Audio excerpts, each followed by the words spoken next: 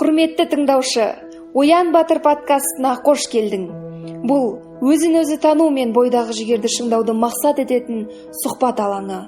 Біз қоғам мен заманға лайықты болудың амалын іздеп, кейде өз жолымыздан адасып жатамыз. Өзгенің алдында абыройлы болып қалу үшін бөтен мақсат көздеп, жан қалауымызға құлақ түрмей жүреміз. Ал бұл өзімізге және түп армандарымызға қиянат емес пе? Бұл подкаст өмірге жаңаша қарайтын, ішкі еркіндікті аңсайтын жандарға арналған. Біз қоғам арқылы таңылған ережелерді қабылдамай, дара жолмен өз бақытына ұмтылған адамдармен әңгіме өрбітеміз. Өзін өзі тану, тұлға ретінде даму жолдары жайлы ой алмасамыз. Сен жалғыз емессің. Оян, батыр екеніңді таныт. Саламатсыздар ма? Менің атым Дана Қамзабек, Find Your Bee подкастының жанкүйері әрі жаңа жүргізушісі боламын. Жасым 26-да, мамандығым химик, Назарбаев университеті, Университет Пари-Суд және Адам Мицкевич университеттерінің түлегімін. Қазір Астана қаласында мамандығым бойынша жұмыс жасап жүрмін. Бұл жобаға қызығушылығым шетелде елді сағынып жүргенде оянды. Содан бері міне бір жылдан асып кетті. Барлық дерлік эпизодтарын тыңдап келемін. Әр келген қонақтан бір ой түйіп, өзіме рухани азық алғандай сезінемін. Мені осы подкасттың ерекше баурап алған себебі қарапайым, шынайы әрі шабыттандыратын әңгімелер. Осы жақын арада Find Your Bee подкастының авторы Қайыржан Әлбазаров бұл жобаның Оян Батыр деген қазақша нұсқасы шығады дегенде мен қуана ұйымдастырушы тобының қатарына кірдім. Міне солай бүгін сіздер мені тыңдап отырсыздар. Білмейтіндерге қысқаша түсіндіріп кетейін. Подкаст дегеніміз бәрімізге белгілі радио, бірақ ақпарат радио толқындары арқылы емес, интернет арқылы таратылады. Сондықтан тыңдарман өзіне ең қызық деген бағдарламаны қолайлы уақытында жүктеп алып тыңдай алады. Ол лекция, аудиокітап, бір саладағы жаңалықтар немесе біздің подкастымыздағыдай сұхбаттар да болуы мүмкін.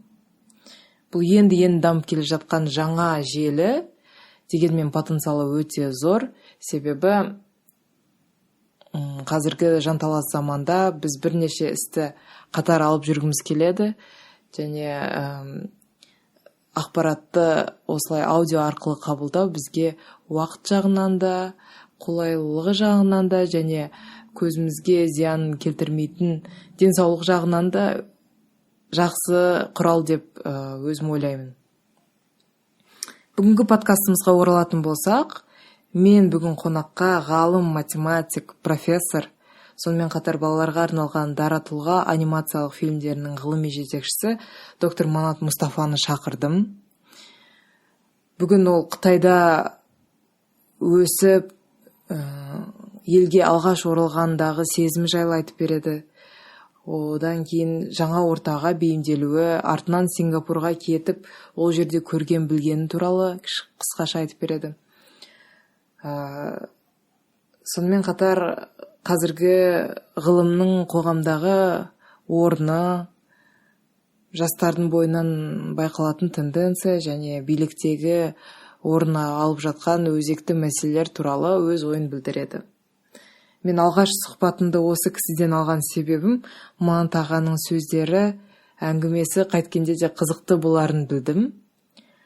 Менің тәжірибемнің болмағанынан сасқалақтасам да, ол кісінің арқасында аман есен подкастымызда алып шығатынымызға сендім. Меніңше жаман болған жоқ. Сіздің де көңіліңізден шығады деген үлкен үміттемін. Сондықтан бастайық. Қош келдіңіз, Манат аға. Сұхбат беруге келіскеніңіз үшін рахмет. Сұрақтарымды бастамастан бұрын сіз өзіңіз жайлы кішкене айтып берсеңіз, әсіресе өміріңіздегі маңызды кезеңдер туралы кішкене айтып берсеңіз. Көп рахмет. Жаңағы сұхбат алуға талдап осы жайда деген көздеріңізге түскен рахмет. Мен бір сұхбат беріп көргем жоқ. Ал енді шама шарқымызша сұхбат берейік. Өзім жайлы айтуға, енді біздің мен туған жерім Арғыбет дейді, Қытайдағы қазақтардың шоғырланған жерлерінің бірі Шинжаң аймағында Боғда тау дейтін тау бар.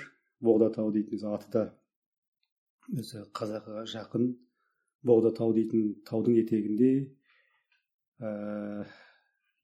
кішкентай ғана шағын ауыл бар. Сол Үрімші дейтін шаһардан 80 километр алыс. Сол ауылда қазақы ауыл болғанда автономиялы ауыл. Ол жерде қызық жері, біз болған өзіміз жас кезімізде өскенде сол жерде өстік. Сол жерде туылдым, дүниеге келдім. Аталарымыз мынау Шығыс Қазақстан Марқакөлден ашаршылық кезінде 17-ші жылдар, 19-ші жылдары кейінгі Алашорданың патриотын адамдармен қатысты болған үшін қуғынға ұшыраған кезде сол Арғыбетке өтіп кеткен. Сол қазақтың ұрпағымын. Қытайда орта мектеп бітірдік. Орта мектеп бітіргеннен кейін сол жақтан кейін осы елге оралдым. 2002 жылы елге оралып, елде енді қазақтың қазір енді өзіміз айтамыз ғой, көп бір қара шаңырақ дейтін белгілі оқу ордасы Әл-Фараби атындағы Қазақ ұлттық университеті. Сол университеттің механика математика факультетінде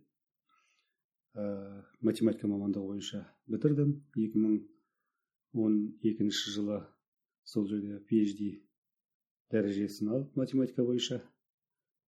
Одан кейін 2013 жылы Сингапурда 2 жылдай докторантурадан кейінгі тәжірибе алмасу сияқты сол жақта 2 жыл жүрдім. Одан кейін 2014-тен бері қарата осы Назарбаев университетінде ассистент профессор болып сабақ беремін математикадан. Енді жүріп өткен жол қызық сияқты, себебі қарапайым бір жаңағы түзу сызықты жол сияқты, бірақ түзу сызықты емес, кішкене арасында өмірдің кейбір шындығында көрген кезімде болды. Оқудан шығып кетіп сырт жақта жүріп 2-3 жылдай қоғамдық өмірде мысалы жалпы өмір сүру дейтін бір өмірдің мектебі, Сәбит Мұқанов атамыздың өмір мектебі дейтін шығармасы сияқты өмір мектебінде біраз көрдік. Содан кейін осы ғылымға келгеннен кейін ғылымдағы жолымыз жақсы, әсіресе біздің кезіккен ағаларымыз жақсы болды. Үлкен мықты ғалымдар, сол ғалымдарды үлгі етіп, сол ғылым жолында жүріп кеткен жайымыз бар. Сіз алғаш Қазақстанға келген кездегі сезімдеріңіз туралы, қалай болған туралы айтып беріңізші. Енді біз мысалы жаңағы елге келеміз деген ұғым бізде мысалы кішкене кезімізде ауылда жүргенде 90 ол кезде мысалы жас болдық қой. 95 жылдары ес біле бастаған кезде ойлай бастады, айтыла бастады. Аталарымыздың, әсіресе біздің оқыған замандағы мектептің жақсы жері бүкіл оқулықтардың барлығы қазақ тілінде еді. Әдебиет, барлық оқулықтың бәрі қазақ тілінде еді. Сол әдебиеттердің оқулықтың оқушыларында Қазақстанның бүкіл жазушыларының, мықты ақындардың, Мағжан Жұмабаевтың, Ілияс Жансүгіровтің еңбектері сол әдебиет оқулықтың ішінде берілген. Бұл оқулықты берілгені бұны біз кейін түсіндік. Мысалы енді сол жоғары жақта оқулық құрастырып отырған ағаларымыздың ерлігі. Ал енді бұл неге айтып отырған себебім?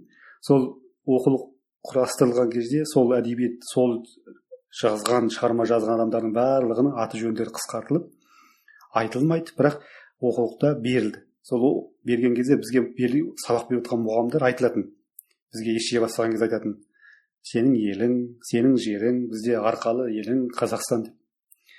Қазақстан бар, Қазақстан тәуелсіздік алды, оның патшасы Нұрсұлтан Назарбай дейтін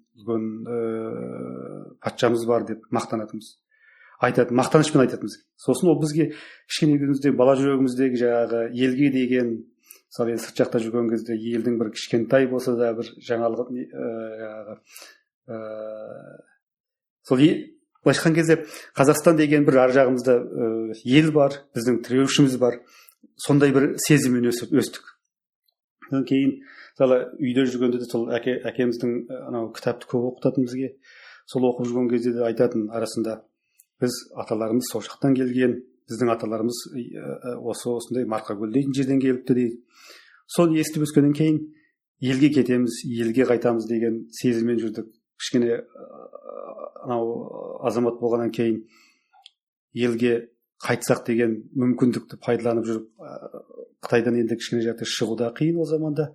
Соны пайдаланып елге шықтық. 2002 жыл әлі есімде.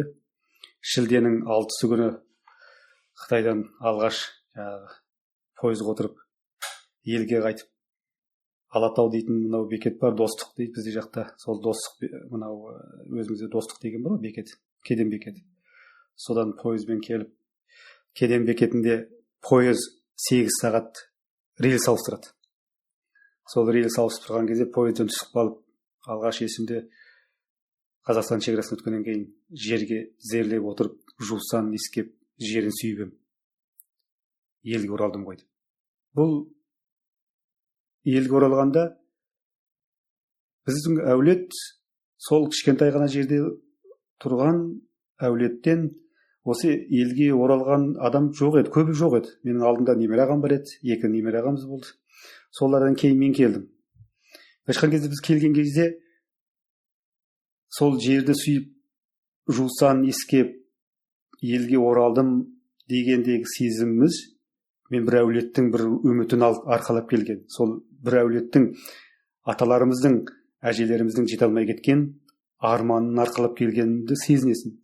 Сол жерге келіп, жусан иіскеп. Болмағанда біздің аталарымыздың алғашқы арманы не болды? Ұрпақ сақтау. Ол Қытайға барып біз жаңағы сол жақтың бір мысалы пайдасын көрейік деп барған жоқ. Ұрпақ сақтау керек болды. Сол сақтаған ұрпағы еліне қайтты. Енді еліне келген кезде соны аманат бір жеткіздік. Соны келдік. Сол кездегі сезім енді басқаша. Оны жеткізіп, мысалы мен қандай неде жүрсем де оны айтып жеткізе алмаймын. Алматыға келдік. Алматы арман қала. Мысалы енді өзіміздің жаңағындай Қытайда жүргенде соншама қалада өскен адам емеспіз ғой, бірақ Алматыға келіп, Алматының әрбір көшесінде, әрбір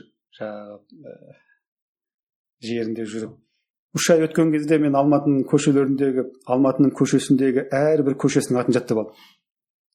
Маған айтады, таңғалады, неге жаттап аласың? Қалай жаттап аласың дейді. Мен айтамын, неге жаттап алмаймын? Өйткені ол жерде тұрған адамдардың аттарының барлығы маған кішкене күннен таныс. Мағжан Жұмабай, Төле би, Айтеке би, Қабанбай батыр, өзіміздің Әлихан Бөкейханов атамыз. Кішкене кезде мысалы бізге себебі ар жағында бір патриоттықпен ол адамдардың аты жөнін айтылған кезде бізге бір керемет бір тұлға ретінде, керемет енді бізге бір батыр ретінде қалған. Сол келген кезде, бір айтылған кезде бізге солардың аттар жатталатын. Ахмет Байтұрсынұлы атамыз көшесі. Сол көшелердің бәрін жаттап алдық.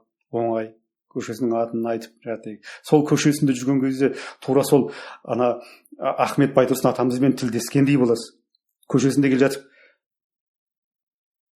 мысалы Қабанбай батыр атамыздың көшесінде келе жатқан кезде сол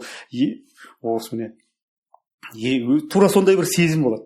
Білмеймін, ол қандай келеді, қай жақтан келеді білмеймін. Анау атылып кеткен Алашордадағы аталарымыздың мысалы ұрпақтарының солардың көшесінде кеткен кезде кейде тебіреніп, мысалы анау Алматыда Байтұрсын атамыздың атындағы музей бар, сол үйдің жанында үлкен, соның төмен жағында мысалы НКВД-ның бұрынғы несі болды. Соның маңайында сол жерде жүріп, сондай бір сезімді іздегіңіз келеді, мысалы аталарыңызбен. Мүмкін білмеймін не үшін сондай. Себебі бір бізде бір жаңағындай кішкене күнімізден соны оқып өскендікі ме, әлде өзімізге бір батыр іздедік пе? солардан бір демеу көрдік пе, солардан бір солардан арқаланатын бір жаңағы солардың аруағы жебеді ме, бізде сондай сезім болды. Сол мысалы көшесінде жүрген кезде сондай бір жаңағы сезімде жүретін едік. Бұл сезімді енді жеткізу қиын, тілмен жеткізе алмайсың. Бір нәрсе сұрайыншы, орынсыз болуы мүмкін, елге оралу қиын дедіңіз ғой, сіз қалай сонда сізге келуге мүмкіндік туды? Ол мүмкіндік, мысалы университетте Қытайда оқыдым. Университетте оқып жүрген кезде оқудан шығарып жіберді. Ол шығарып жүргеннен кейін жарайды, елге кету керек болды. Елге кету деген бір қиын шаруа. Ол қиын шаруасы Қытайда бюрократтық шаруа. Ол мысалы Қазақстаннан адам бір үлкен бір шақырту жіберу керек дейді. Ол шақыртуды Қытайға апарып, Қытайда оны нотариалды түрде аударып, сосын кейін оны бүкіл жаңағы ауылдың мынау милициясынан бастап отырып қағаз жинайсыз. Ол қағаз сіздің былайша айтқан кезде қылмыс өткізбегеніңізді, бүкіл өмірде өзі таза дегеннен жаңағындай өзінің стандарты бар ғой. Сол бойынша жүргеніңізді дәлелдеу керек. Сосын ол әрбір қағазды басқан кезде сол мысалы анау ауылдың қалалық жердегі милициядағы оларды мысалы қойып бермейді. Үйде отырған адамдар қазақ емес, олардың кеткенін қаламайды. Ал енді мен документімді жинап, сосын кейін оны облыстық милицияға жібересіз документ. Ол бір қара үңгір сияқты. Ол жерде сізді ешкім танымайсыз, ол документіңіз қайда жатыр ма, жоқ па білмейсіз. Сол жерде бір немере ағамыз бар еді. Сол кісінің бір таныстары болды, соларды салдық. Менің документім қайда кетті, білмеймін, соны тауып беріңізші. Ол кісі бір жолдарын тауып, сол барса, сол облыстық милицияның архивіне лақтырып жетті документімді. Сол жерден тауып алып, адамдарына салғызып, мына адамды жіберткізу керек еді, осыны түсініктен. Сол паспортты мен бүкіл документті жинап, паспортты қолыма тигенге дейін 8 ай уақыт кетті. 8 ай уақыт.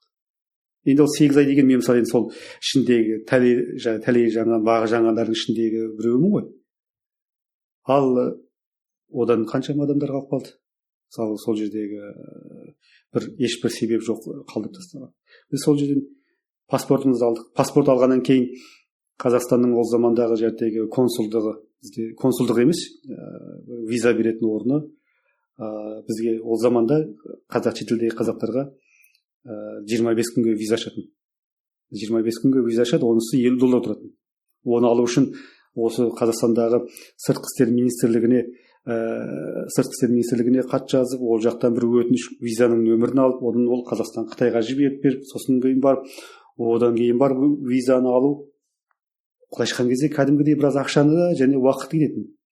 Осының барлығын өткіздік. Енді қазір кезде жақсы. Осы соңғы кездері мысалы енді білмеймін қай жылдар екен бастап шетелдегі енді өкіметтің жасап отқан жағдайы ғой. Өкімет шетелдегі қазақтарға, қазақ болса болды 3 жылға тегін виза береді. Ол кейін жасап отқан жағдай. Ал біздің алғашқы бастаған кездегі жағдайымыз олай емес еді.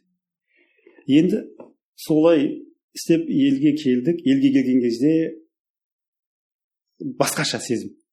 Ешбір мүлде басқаша. Енді қиын жағдай қарап отырсаңыз, қиын жағдай деген нәрсені сол өзіңіз бастан өтіп отқан кезде қатты қиналады екенсіз. Ал кейін соны өтіп кетіп, сол заманнан өтіп кетіп, кейін бір артқа қарап, сол бір деңгейде қараған кезде өзіңе бір сағынышпен еске алатын, немесе жаңағы кезінде сондай қиындықты көргенде, қиындықты көріп едің ғой, мынау қазір көріп отқан қиындығың еш нәрсе емес қой дейтін бір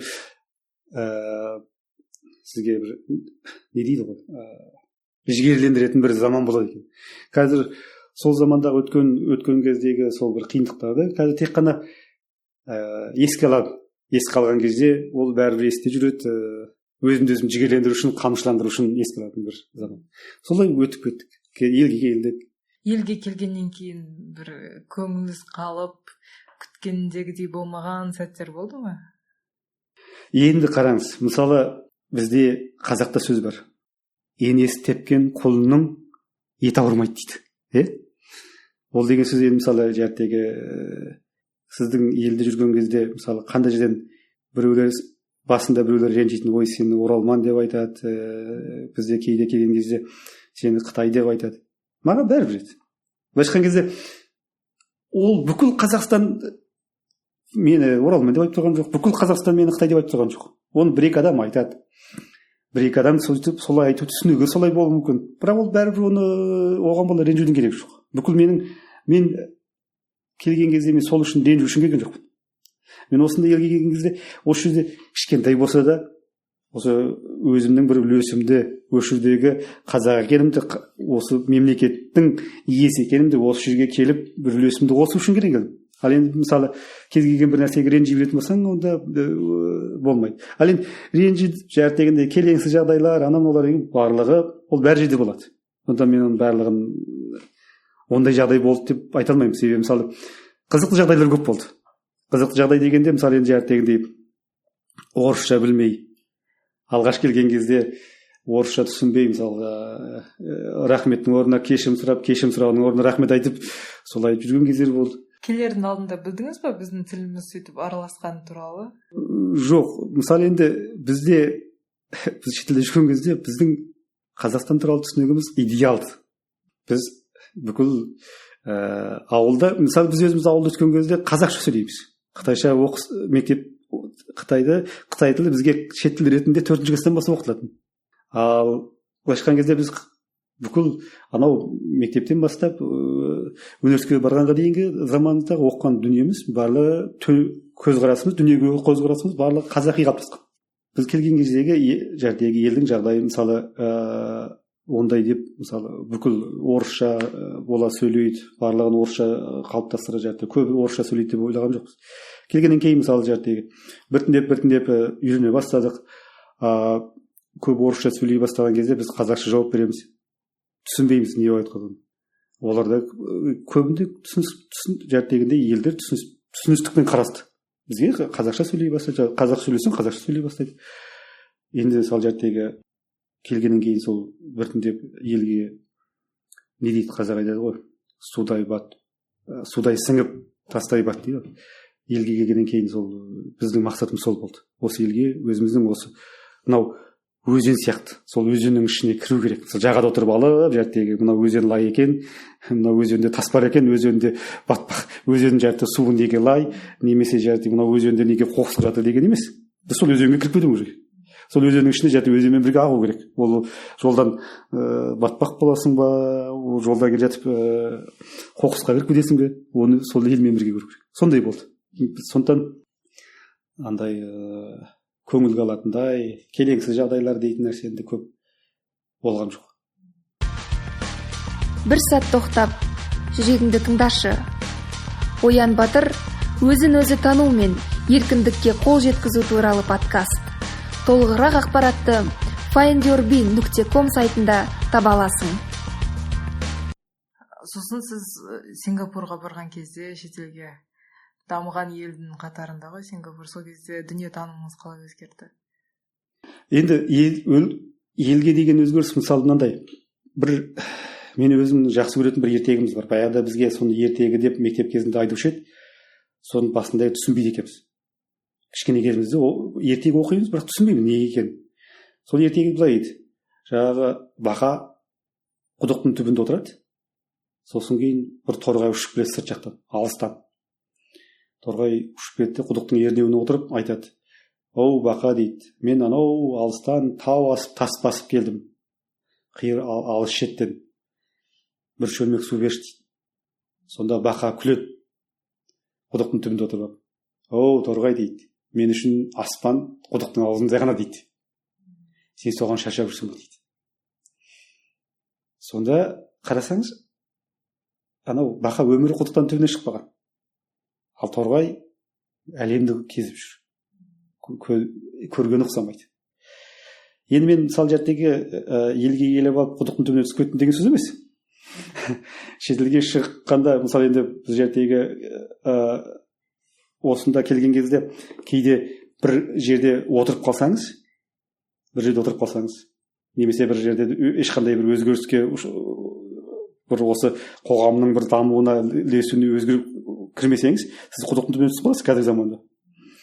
Сосын сол заманда жүрген кезде елде оқыдық, көзқарасымыз мысалы енді әлемдік деңгейдегі болып жатқан оқиғаларды тек қана қазақтың көзқарасымен қарап жүрдік. Себебі біз орысшаны көп түсінбейміз. Мысалы басында орысша оқисыз, бірақ көп түсіне бермейсіз. Ал ағылшынша азды көпті ғана білесіз. Ағылшынша газет бізге келмейді. Әлемнің деңгейі, мысалы әлемдік деңгейдегі мемлекеттердің қалай дамып жатқаны, халқының қалай сөйлейтіні, қалай мысалы өзін ұстайтыны бізге түсініксіз еді. Біз Сингапурға барған кезде, Сингапурдан оның алдында мысалы Италияда болды біраз уақыт докторантура кезінде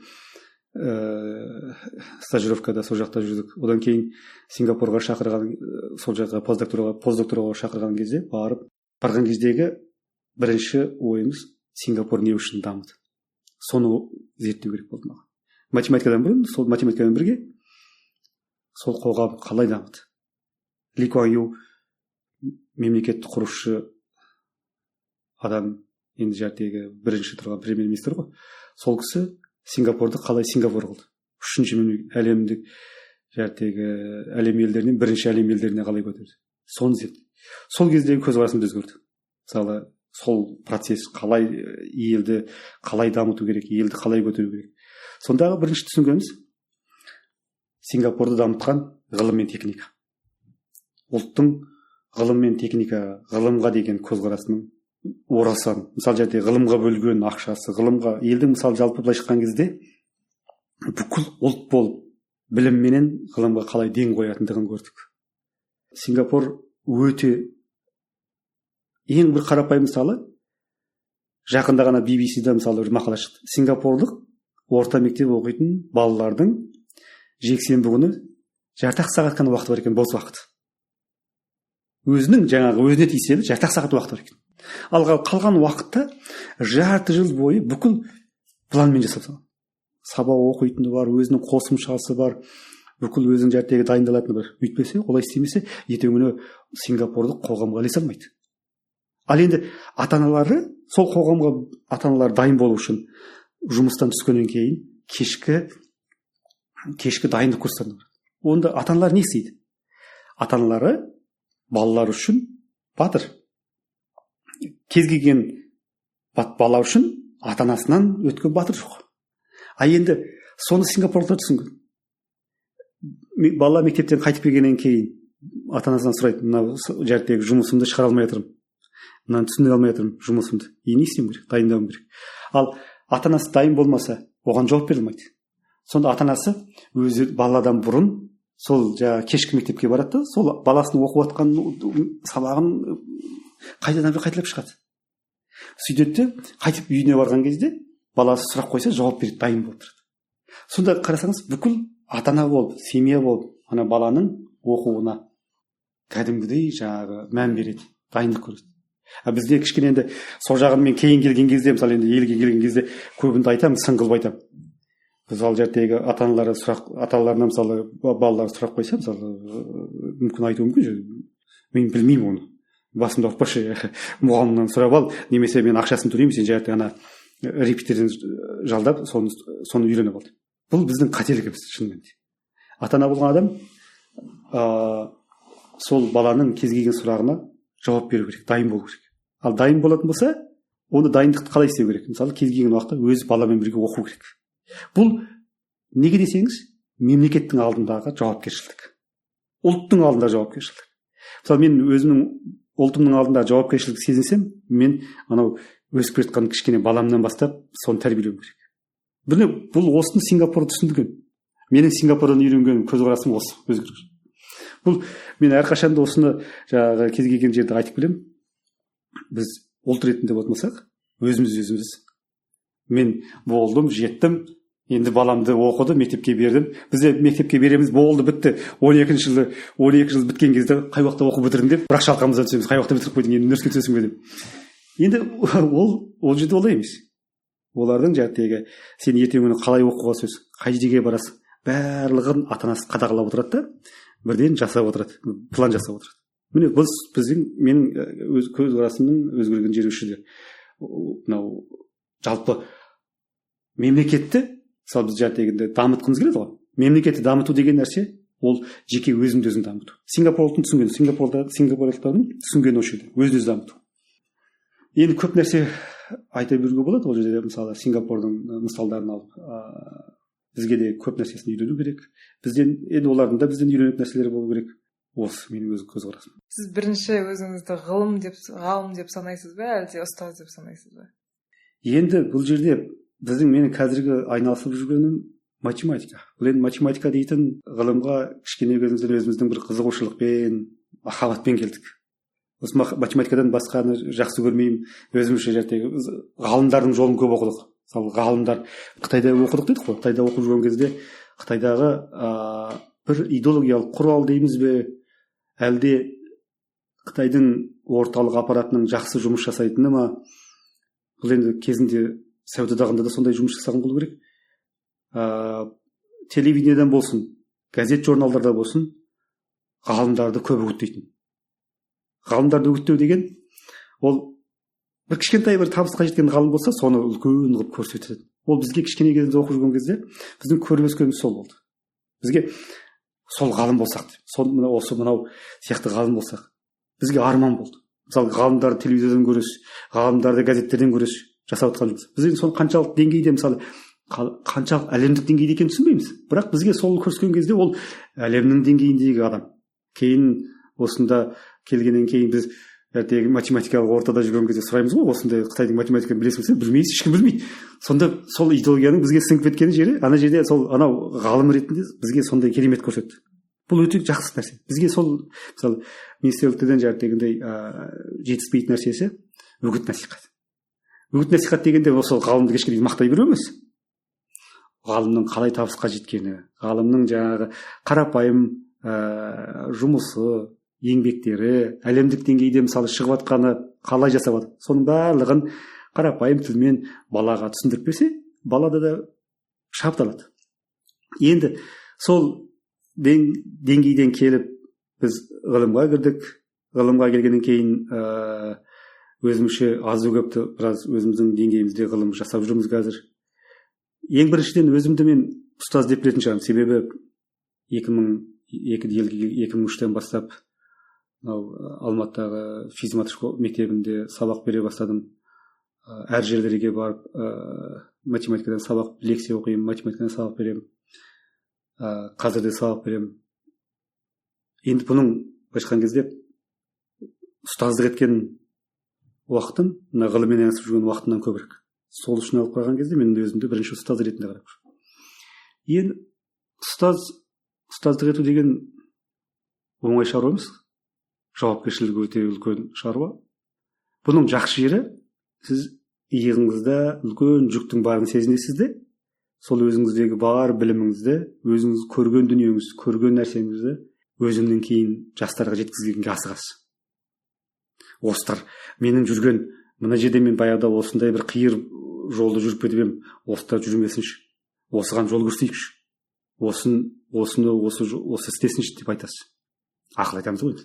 Екіншіден, қиын жағы, мен өзім түсінігімде қиын жағы, таланттарды байқай алмай қалу. Бұл енді кез келген жағдайда болуы мүмкін. Бізге мысалы алдымыздағы отырған студенттің әртүрлі студенттер болады. Солың талантын байқай алмай қалсақ, меніңше ұстаз ретінде біздің кінәлігіміз осы. Жауапкершілікпенен қиындық осы жерде. Өзіңіздің студенттеріңізге жалпы сипаттама бере аласыз ба? Қазіргі студенттердің құндылықтары қандай, ортақ қасиеттері бар ма? Салыстырмалы түрде білейін. Қазіргі кезде студенттер жақсы. Себебі біздің енді мен өзімнің студент кезімдегі жағдайменен қазіргі осы салыстырмалы түрге алып қарасаңыз, біз студент кезімізде тек қана математиканы есеп шығарып, осы былайша айтқан кезде жалпы жеке өз басынан қарасаңыз, математиканы оқимын, математикада жүремін, осының бір деңгейіне жетсем ғана болды деп қана жүрдім. Ал қазіргі студенттер, мен көріп жүрген студенттердің жақсы жері, олар әлемді біледі. Олар ақымақ емес. жаңағындай дүниені көрген, олар жоспары бар, мақсаты бар. Мен Гарвардқа түссем, мен осындай бір оқу орнына келсем, осыдан кейін PhD-ға барсам дейтін армандары көп. Салыстырмалы түрде алғанда қазіргі студенттердің осы өзіміздің қазақ студенттердің маған ұнайтын жері осы жерде. Жаңағы алдарына белгілі деңгейде болмаған, көп болмаса да белгілі бір деңгейдегілердің өзінің арнайы мақсаты бар. Мысалы біз енді өзіміздің қазақтың жан саны көп емес қой. Сол процентпен қарасаңыз, деңгеймен қарасаңыз, шетелге кетіп жатқан студенттердің, шетелде оқып білім алып келіп жатқан студенттердің, шетелдегі қазір кез келген мемлекетке барсаңыз, сол жерде әлемнің дамыған мемлекеттерінде қазақтың студенттері бар, оқып жатқан.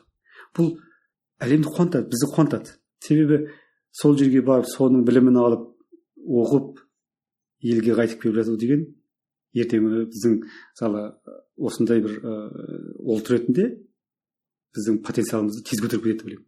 Біздің осы студенттердің жақсы жағы осы. Ал жаман жағы. Енді мысалы қазіргі кезде көбі бір кішкене нәрсе, қазір енді әлемдік тенденция болып кетті. Social network дейді ғой. Мысалы бүкіл жылтырақ кішкене бір жеңіл сол дүниеге қызығатын көп болады, студенттер көп болады. Немесе бір мысалы өзінің алдына қойған мақсатына табандап отырып алу кішкене жетіңкіремейтін сияқты. Кішкене қиындық көріп келсе тайып кететіндей. Сол немесе қазіргі кезде реклама көп. Табысқа жету, ақша табу, немесе деңгейге жету деген сияқты, мәнсапқа жету деген сияқты. Өйткені студенттердің көзі ашық. Бәрі отыр Фейсбукта, жаңағы онда. Сосын олар көреді. Сондай болғысы келеді, тез болғысы келеді сондай. Ал енді оған қалай жететіндігін кейде түсінбей қалады. Енді сол жағынан кішкене егерде мысалы бізде айтқан кезде оның барлығын айтып келген кезде фундаменталды базалық білім дейді ғой. Соны қалыптастыру керек.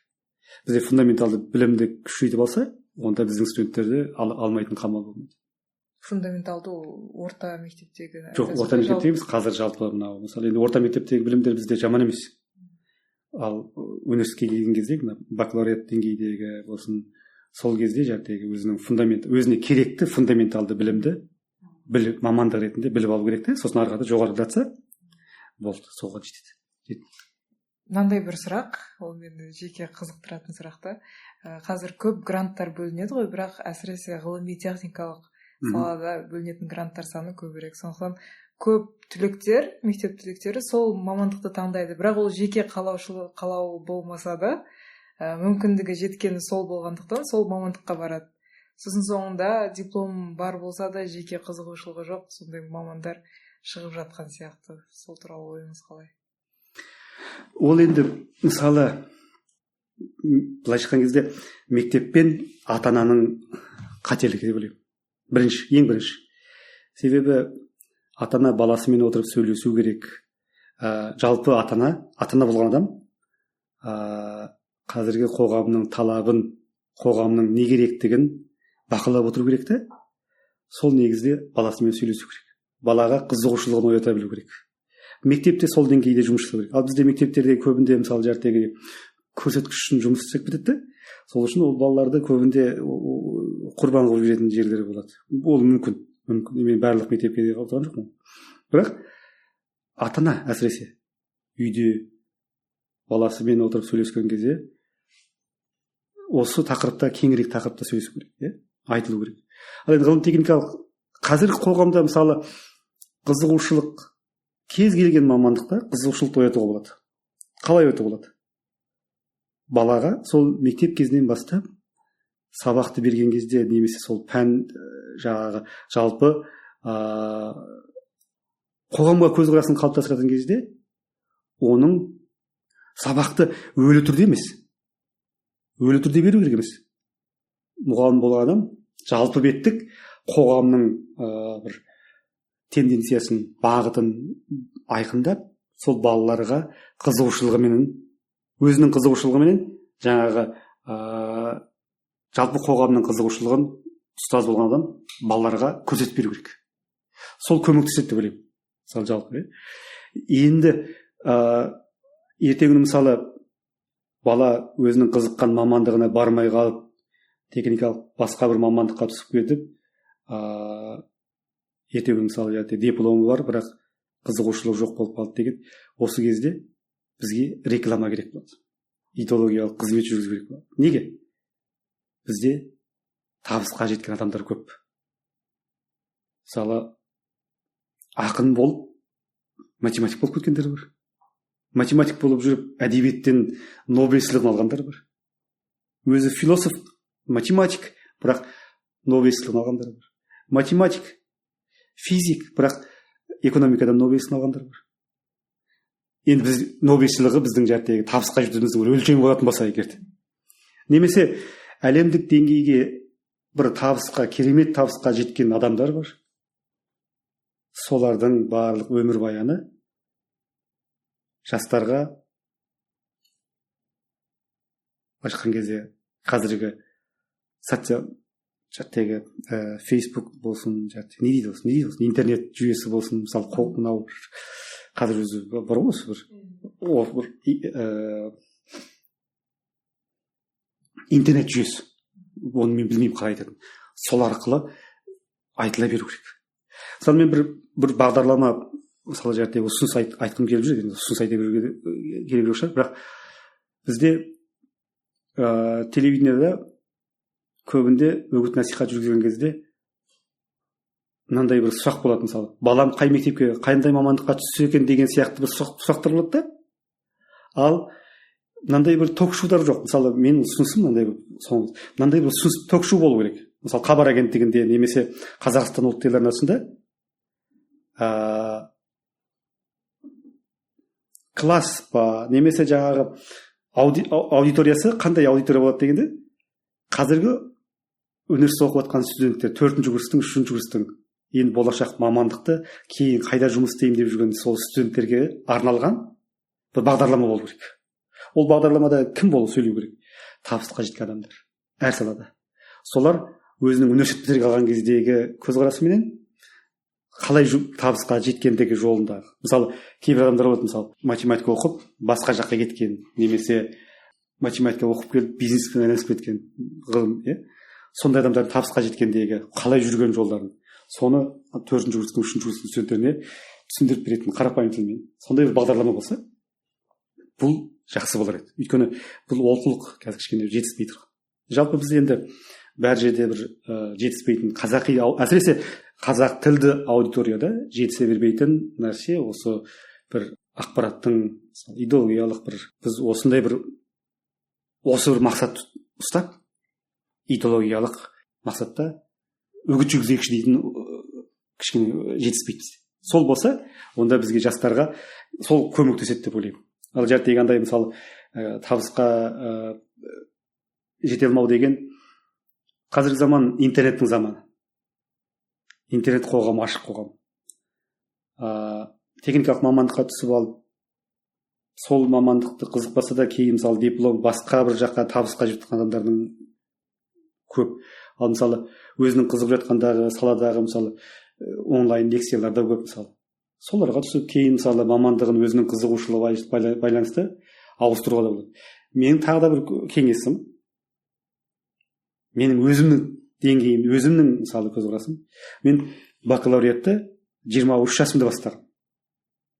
Яғни қазіргі жастар бакалавриатты 18 жасынан бастаса, мен 23 жасымда бастағанмын.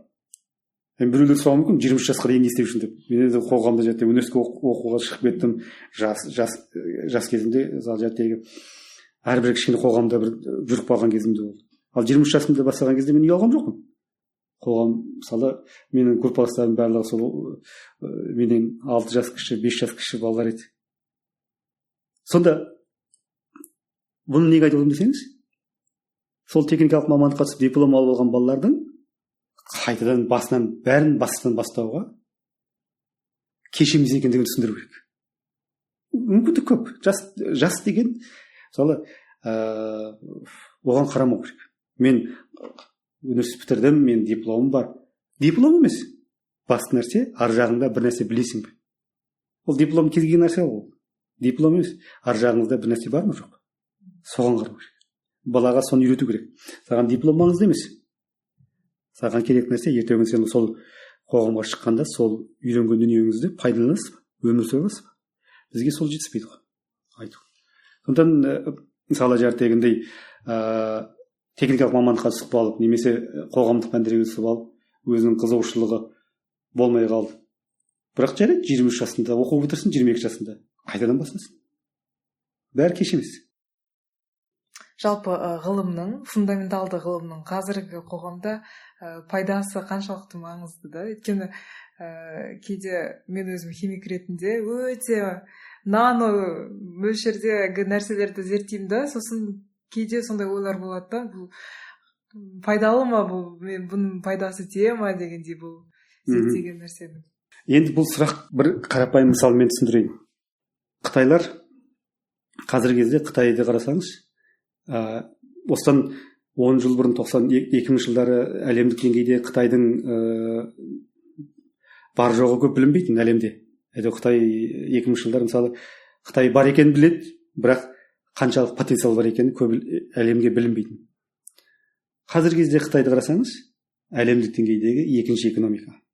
Қытай 80 жылдары, 90 жылдардың басында, 80 жылдардың басында оларда да тура осындай ой болған. Бізге фундаменталды ғылым керек. Бізге керек жоқ. Біз тездеп өндіріс дамытуымыз керек. Өндіріс дамытамыз, көтеруіміз керек деді. Кейін 2000 жылдың басында Қытайлар түсінген фундаменталды ғылымның қаншалық деңгейде маңызды екен. Өздері өндірістік деңгейге біз жаңағы бір нәрсені көшіріп жасап аламыз. Болды. Біз сол арқылы ары қарата дамытып кетеміз деді. База жоқ. Ал енді сол жасап алған кезде сол әлемдік деңгейдегі бірдей дүниені көшіріп өздеріне жасап алған кезде әлем басқа бір дүниені ойлап тапты. Екінші бір дүниені ойлап тапты. Ал енді Қытайларға сол жаңа дүниені қайта көшіруге тура келді. Енді бір көшіру керек екенсе тағы бір дүние ойлап шықты. Сонда қарасаңыз, қашанда көрсеңіз біреудің артынан жүру керек болды. Ал енді ең бір нәрсе өзіңнің еліңде дүниені жасау. Өзіңнің мемлекетінде отырып бір дүниені ойлап табу. Ал ойлап табу деген дүниені, бір нәрсені бір жоқтан бар жасау, ол фундамент ғылым. Ал бізде қазір сол айтып отыр. Мысалы бізге қазір көбі қолданбалы дүние керек, қолданбалы ғылымдар керек, фундаменталды ғылымның көп пайдасы жоқ деген. Бұл қате түсінік. Біз жарайды, белгілі бір деңгейге дейін бар дүниенің біреудің бір бар идеологиясымен, бар техникасымен бізге соны осы жерге көшіріп әкеле алатын шығарамыз. Ертең соны көшіріп алып берген кезде сол бізге әлемдік деңгейге керек бола ма, болмай қала ма? Әлем мүмкін басқа жаққа кетіп қалатын шығар. Ал енді оны соған ілесу үшін біз орталықта бос аралық қалып қалады. Себебі біздің фундаменталды біліміміз жетіспей қалады. Фундаменталды жаңағы нәрсені ойлап табуға фундаменталды іліміміз жетпей қалады. Енді сол кезде біз өзіміз құртып алмаймыз. Бізге сол фундаменталды ғылымның осы жерде керек. Мысалы сіз әрине біреулерге мысалы көзіне көрінбейді фундаменталды ғылымда, мысалы химия болсын, математика болсын, ойлайды, не керек бар бізге? Мақала жазады, жарайды, кімге керек ол? Әрине сата алмайсыз. Бірақ ертеңгі күні басқа бір деңгейге көтерілу үшін фундаменталды ғылымның маңызын түсіну керек. Оны түсінеді деп ойлаймын, бір күні оған келеді. Ол айтып тұрмын ғой, жаңағы Қытайларда сондай болған, бүкіл әлемде де біраз елдерде сондай тәжірибе болған. Бірақ айланып келіп қайтадан сол фундаменталды ғылымның маңызды екенін түсініп, қайтадан сол фундаменталды ғылымға көңіл бөле бастаған. Қазіргі кезде мысалы қарасаңыз, фундаменталды ғылымда Қытайда көңіл бөліп отқаны сұмдық көңіл бөледі, ақша көп көңіл бөледі. Оны себебі ар жағын түсінді. Біздің мемлекеттің экономикалық жағында ертең күні бір бәсекеге қабілетті болу үшін біздің ар жағымызда өзіміздің көтеретіндей фундамент болуымыз керек екен. Фундамент болу керек екен деген. Әрқашанда біреудің техникасын пайдаланып жұмыс жасамауымыз керек екендігін түсінген. Осы түсінген қоғамда ғана бізге фундаменталды ғылым керек. Ал осындай енді ғылымда білімде шекара жоқ қой, жаһандану бүкіл жерде бірдей жүріп жатыр. Осындай заманда біз сияқты дамушы елде, енді аяқ басып келе жатқан елде сонша шығын жіберуге мүмкіндік бар ма? Әлде сол дұрыс саясат па, қалай ойлайсыз? Фундаменталды бағыт. Әрине дұрыс. Себебі бұл бірнеше жақтан себеп болуы мүмкін. Себебі мысалы біз кішкентай мемлекетпіз деп ойлаймыз. Бізден кіші мемлекеттер көп. Израильді қараңыз. 5 миллион жан саны бар. Сингапурды қараңыз. 3,5 миллион жан саны бар. Ар жағында 1,5 миллионы сырттан келгендер. Кішкентай мемлекеттер өздерінің фундаменталды ғылымына көп ақша бөледі. Сол мемлекет, қай мемлекеттер мысалы фундаменталды ғылымына көп көңіл бөледі, ертеңгі күні потенциалы ұзаққа созылады. Ал жаңа айттым ғой, бұл жерде мемлекеттік қауіпсіздік, мемлекеттің қауіпсіздігі, ұлттық біздің ұлттың бізде мысалы ұлттың ең қарапайым нәрселерінде ұлттың өзін өзі сақтау үшін, ұлттық рухты жаңғырту үшін бізге ғылым керек. Біз ертеңгі әрқашанда мысалы біреудің ғылымына еліктеп, біреудің ғылымын жасап, көшіріп алып, соны пайдаланып қана жүрсек, ертеңгі мысалы қарапайым бір сұрақ. Біздің жастар сұрауы мүмкін. Жапон мықты, Израиль мықты, немістер мықты. Біз сонда не істеп жүрміз? Бізге не үшін керек? Бізге әрине жаңағындай ұлтты басқа бір деңгейге көтеру керек қой. Математика ғылымында жалпы әлемде қандай тақырыптар өзекті болып жатыр қазір? Қай бағытқа қарай жүріп жатыр? Солай айтуға сұрақ қоюға бола ма, білмеймін. Енді математика қазір өте ауқым болып кетті. Керек. Былайша айтқан кезде математиктер бір-бірін түсінбейміз қазір. Математиктер біреудің жасап жатқан ғылымын мен түсінбеймін, мен жасап жатқан дүниемді ол түсінбейтін сондай заманға жетіп қалдық. Неге десеңіз, математиканың саласы кеңейіп кетті. Саласы өте үлкен. Ал енді математикада бір ең бір қызықты нәрсе, бәр нәрсеге тірелген кезде, ақшаға келіп тірелген кезде, сол сала қызық бола бастады екен де. Қазір кез келген жерге шығып, сыртқа шығып, математикамен хабар жоқ адамдармен сөйлесе бастасаңыз, математикада 7 есеп бар екен ғой деп айтады. Ақша берді екен ғой дейді. 7 есеп қапты ғой, қиын екен ғой. Соны біреуді шығарып жүр, ол не дейді? Ол түсінбейді, бірақ қана себебі бұл жердегі айлап келгенде ақшаның құдіреті. Ол 7 есепті қойып отқан Клай деген болған, американдық бизнесмен. Клай 2000 жылы бүкіл әлем математиктеріне сауал жолдайды. Өз бизнесмен, математиканы жақсы көреді. Әйел екеуі. Бірақ математикадан көп нәрсе жасамаған. Сосын айтады, менің ақшам бар дейді. Енді мен осындай ең бір қиын деген есептерді шешкен адамдарға мен ақша бердім дейді. Сөйтті де өзінің атында бүкіл ақшасын Клай математика институтын ашуға жұмсады. Бүкіл ақшасын алды да ғылым жасауға жұмсады. Соның арқасында 2000 жылдары әлемдік математиктер ортаға ең қиын деген 7 есепті ортаға қойды. Оның біреуін шешкен адамға $1 миллион беремін деді. Біреуін шешсе $1 миллион. Содан кейін оның 2006 жылы орыстың математигі Григорий Перельман бір есебін шешті. Бірақ ақшасын алмай қойды. Маған айтты, мен математиканы ақша үшін шешпеймін дейді. Мен ақша үшін математика шешкен жоқпын дейді. $1 миллион отказ берді. Бас тартты. Бұл әлемде дүр сілкіндірді. Сосын елдің бәрі ойлай бастады, айта бастады. Математикада осындай есептер бар екен ғой. Бұл да қызық, енді жақсы реклама. Енді соның ішіндегі ең бірінші проблема ол Риман есебі дейді. Қазіргі кездегі енді бүкіл әлемде математиктердің алдына қойылған ең бір қиын есеп, бірінші қиын есеп деп айтады енді. Ол Риман есебі дейді. Риман туралы, ол есеп туралы мынандай анекдот та бар, күлдіру бар. Риман егер осыдан 500 жылдан кейін дүниеге келсе дейді, оның бірінші сұрағы менің есебім шешілді ме деген. Оның мағынасы оның есептің қаншалық қиын екендігі. 500 жылға дейін ешкім шешпеді ау деген сұрақ ой ғой енді. Бірақ енді шешіліп қалуы мүмкін. Енді солай үміттенемін. Енді математика сол кең таралып жатыр. Бізде де қазір мысалы математика біздің потенциалымыз мысалы совет одағы кезінде керемет болды ғой. Одан кейінгі заманда мысалы кішкене қиындық замандарда әр адам әр жаққа кетіп өзін жан бағу керек болды. Сол заман кетті. Одан кейін кішкене дұрыс жағдай дұрыстала бастаған кезде қазіргі кезде жастар көп математикада, жастар шығып жатыр қазір. Бірақ сол жастармен ең соңғы мынау ғылым жасап жүрген ағаларымыз ортасы біраз кішкене алшақтау, ортасында біраз бостық бар. Ол бостықта толықтырады деп ойлаймын, себебі ол ақырындап келетін дүние. Қазір жастар ғылымда көп, математикада әсіресе шығып отқан жастар көп. Мысалы ең бір қарапайым, мысалы қазіргі өзіміздің әріптесіміз, бауырымыз Дөрветхан сұраған деген бауырымыз осында жақында мысалы керемет үлкен бір Испания математика королдығының ғылым академиясының жағынан үлкен бір сыйлық алды. Математика кітап монографиясы, оның қазір бірнеше кітабы шығып жатыр. Ол қазір жыл сайын өте өнімді жұмыс жасап жатқан жас математиктің бірі. Оның сыртында мысалы Еркін Кітапбаев деген жігіт жүр қазір MIT-де сабақ беріп, қаржы математикасынан.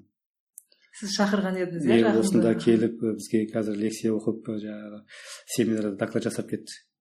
Ол да жап-жас жігіт мысалы. Сол қазір сол MIT-де сабақ беріп жүр қазір. Дамир Елеусізов деген жігіт жүр. UCLA дейтін мысалы Америкадағы ең бір мықты математикалық орталық бар мысалы. University of Los Angeles, Калифорния, Лос-Анджелес. Сол жерде бір жылдан артық сол жаққа шақыртумен барып визиттің профессор болып жұмыс істеп келді. Ол жерде оны неге айтып отырмын? Ол университетте кім жұмыс істейді? Теренсе Тау жұмыс істейді. Теренсе Тау дейтін қазіргі өлшемін алып қарасаңыз, қазіргі бүкіл әлемдік математиктердің ішіндегі нөмір 1 математик. Сол жерде, сол департаментте жұмыс жасап, сол жерде өзің солармен деңгейлес екенін көрсетіп келген математик Дамир Елеусізов жүр қазір. Ол Алматыда қазір мынау Қазақ-Британ техникалық университетінде сабақ береді. Асқар Жұмаділдаевтың шәкірті. Сол Асқар ағамыздың тағы бір шәкірті Нұрлан Исмаилов деген жігіт жақында елге оралды, Бразилиядан. Постдокты бітіріп келді. Қазір осында жұмыс жасап жатыр. Енді өзімізде мысалы мынау Алматыда Нияз дейтін бір жігіт жүр. Нияз Тұрмағамбетов деген. Өте мықты жігіт. Берікбол деген жігіт жүр. Төребек. Жақсы жұмыс жасап жүр қазір. Ал енді мынау шетелде PhD оқып, қазір жақында қорғайын деп жүрген жігіттердің ішінде Нұрғиса Есіркегенов деген бір жігіт жүр. Есіркегенов. Осы жақында келеді осы жаққа. Ол мынау King's College Лондонда қазір PhD қорғап жатыр. Жақында ғана Лондон математика қоғамынан бір жастарға берілетін бірнеше сыйлықты жеңіп алды. Өзім жасап жатқан жұмыстары өте жақсы жігіт. Сіз оларды қалай оқыған кезден білесіз ба? Или сондай не бар ма, қоғам бар ма, ғылыми математикалық? Жаңағы математик қоғам дейтін бізде енді мысалы өзі математиктер өзі көп емес. Ал қоғам кішкентай болғаннан кейін өзінің маңайында жүрген, өзінің артынан ілесіп жүрген, қасында жүрген достарыңды бәрі біле жүресіз. Анау қайда жүр, мынау қайда жүр, кім бар қасымызда деп. Ол бәрі осы әрбір сала сондай. Мысалы химияда болсын, химияда да сондай қарап жүреді. Бірін-бірі біліп жүреді. Физикада да сондай. Математикада да сондай. Біз мысалы жәттегі ол анау мына жақта еді, мына жақта, соның бәрін бірімізді солай білесіз сырт жақтан. Солар мысалы қазір көтеріліп келеді. Осы жерде мысалы қазір Назарбаев университетінде қазір жастар жақсы мысалы қазір жұмыс жасап жатқан. Жыл сайын мақаласы шығып, жан-жаққа ғылымды айналысып жатыр, жан-жақ саласымен. Алматыда да сол өзінің мектеп, біздің бұрыннан қалыптасып қалған мектеп өкілдері бар. Ол деген сөз бізде қазір математиканың жан-жақты саласымен айналысып жүрген жастар көп. Ешқандай біз өлмейміз, біздің ғылымымыз бар. Бұрын жердегі айтатын ғылымға көп келмей жатыр, ғылым солай болып отыр деп айтатын көп айтылатын ғой. Қазір енді ол заман кішкене артқа қалып барады. Жақсы. Қазіргі жастардың бет алысы жаман емес. Подкаст көңіліңнен шықты ма? Facebook, Instagram, Spotify, YouTube және Telegram әлеуметтік желілерінде латынша Find Your Bee деп жазып, бізге тіркел. Жаңа эпизодтар мен соңғы жаңалықтарды бақылау үшін подкастымызға жазыл. Математика царица всех наук дейді да, орыстар естігенсіз ба? Неге солай дейді? Енді ол оны айтқан мен қателеспесем Ньютон болу керек ғылымдардың былай дейді ғылымдардың, мен қателесуім мүмкін, оны тексеру керек физика ғылымдардың патшасы, математика ғылымдардың анасы дейтін. Сондай бір сөз болған. Енді ол ол Ньютон айтқан сөз болу керек. Ньютон ғылым патшасы дегенде айтып тұрған. Себебі бұл математика дегеніміз, енді мысалы патшалық дейтін нәрсе енді ұзақ өмір сүріп бүкіл бір қоғамға өзінің үлесін қалдырған дүние ғой, не?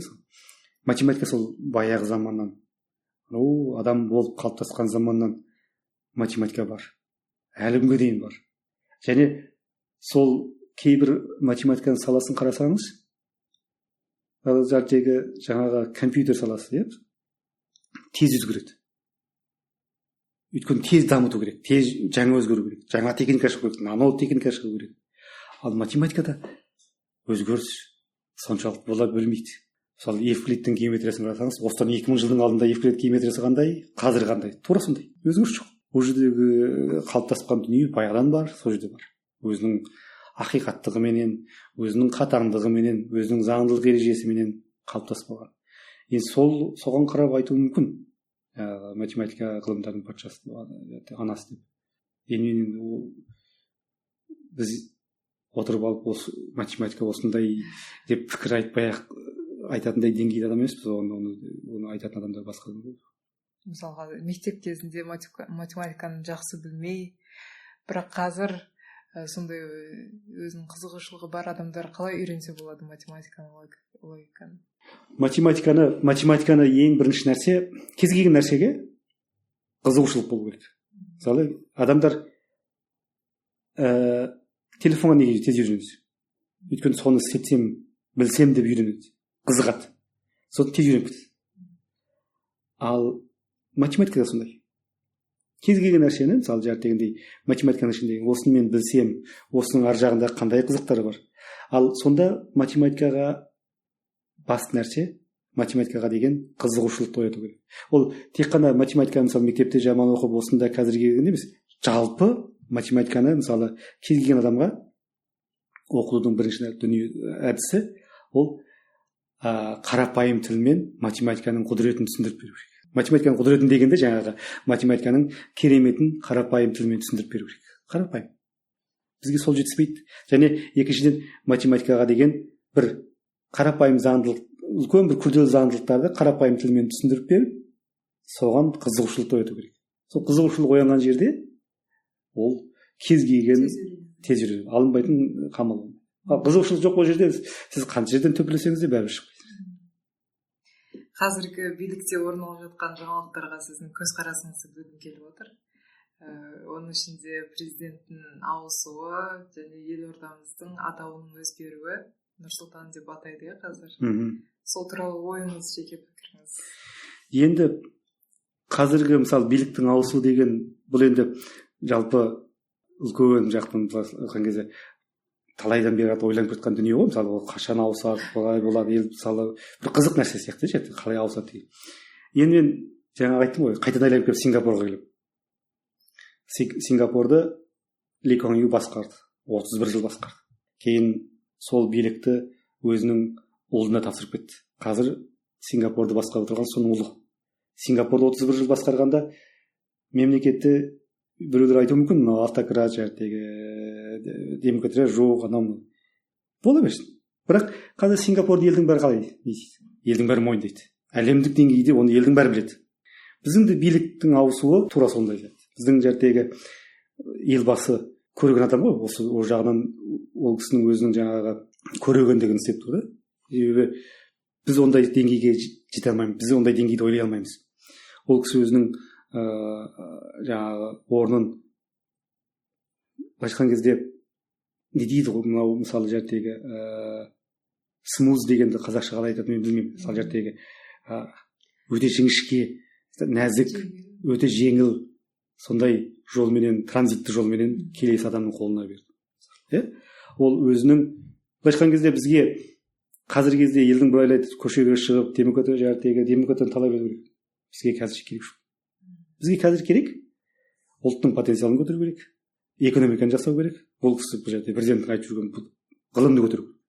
Ал ғылымды көтереміз деп қазір мысалы елбасының осы жасап жатқан осы университетті ашып осындай деңгейге ғылымға жастарға көңіл бөліп жатқан оның бәрі сол осы дүние. Кезінде осы модельді Сингапур жасаған. Сингапурдың табысқа жету жолы осы жол. Сондықтан демократия туралы даурыға берудің керегі жоқ. Одан да біздің енді халықтың бір жақсы жері, біз жаңағындай не ұлт емеспіз ғой, мысалы агрессивті немесе жаңағы қан қызуғанды ұлт емеспіз. Біз осы жағынан біздің биліктің транзитінің әдемі өтіп кетуі ол жақсы болды. Бұл бізге өзімізге көп көмектесті. Ал енді Астананың атының ауысуы, ол кісі Астананы Астана деп жасаған президенттің өзі, елбасының өзі. Астана деп ат қойып, осыны сол кісінің жобасы. Ол кісінің бүкіл өзінің жасап кеткен. Ертең мысалы кез келген уақытта Астана деп айтылса, бірден сол кісінің есімі аталады. Себебі басқа ешкім жасаған жоқ. Табандылықпен сонау қиындық заманның өзіне қарамай отырып, осындай бір қаланы тұрғызып, қаланы осындай деңгейге жеткізу деген оңай шаруа емес. Және екінші бір жағынан, екінші бір қырына қарасаңыз, Астана деген сөз қазақтың көне сөзінде кигіз үйге кірген кезде, табалдырықтан аттаған кезде сіздің аяғыңыз бірінші тиген жерді Астана деп атады. Ал парсыларда табалдырықтың жанын Астана дейді. Бізге парсылардан ықпал етіп кірген сөз болуы мүмкін. Ал бізде қазақта кигіз үйден аттаған кезде бірінші табаныңыз тиген жерді Астана дейді. Мағынасы қандай жақсы. Сіз шетелден келгенде, шетелдіктер Қазақстанға келгенде аяғы бірінші түсетін жер Астана. Керемет сөз. Мағынасы да жақсы. Енді оны өзгертіп, Нұрсұлтан деп, ол әрине ол кісі лайық емес деген сөз емес. Ол кісінің атына беруге болады. Егер бергенде баяғыдан беріп тастау керек еді. Бастан бастап. Енді қазір өзгертіп жатыр ғой кішкене енді бірден халықтың, мысалы халық деген енді абстракт болған ғой. Жалпы беттік ол кісінің өз көзқарасы баяғыдан 2009-да, 2010-да өзі әрқашан айтып келеді ол кісі, елбасы. Мен Астананың атын ауыстыруға қарсымын деп. Енді ол кісінің өзі қарсы болса, қазіргі билік қолдап жатыр. Меніңше сол Астана күйінде қалған жақсы болар еді. Себебі Астана өзі бренд. Бізде мысалы Еуропада жүрсеңіз, Қазақстанды көп біле бермеуі мүмкін, бірақ бізде Астана командамыз бар. Елдің бәрі біледі. Францияны, Тур де Франсты қанша жеңіп алды. Мен бір рет Жирода Италияға барғанда айтатын, сен екінші қазақсың дейді, осы жерге келген дейді. Қалай десем, осының алдында ғана бірінші чемпион болып, ана Астананың командасының бір адам келген дейді. Соны Астананы айтып отыр.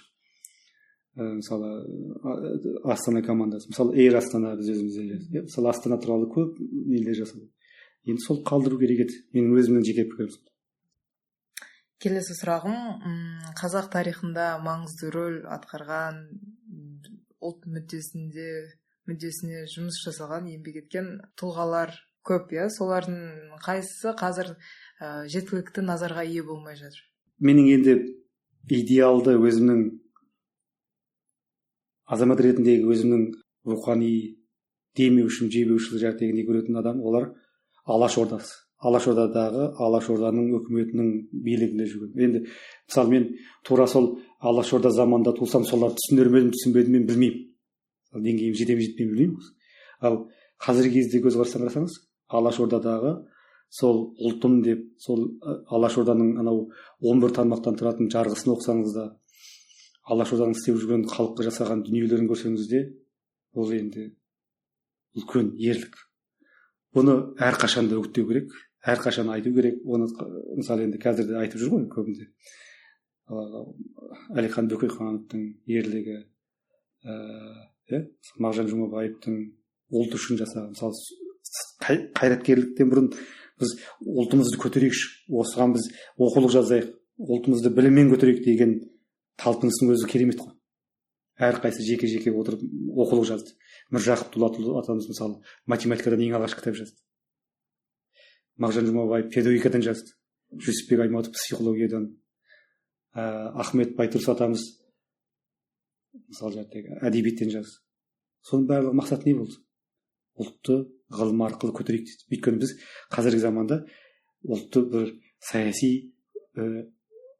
саяси майданға алып шығатын дайын емес екенбіз дейді.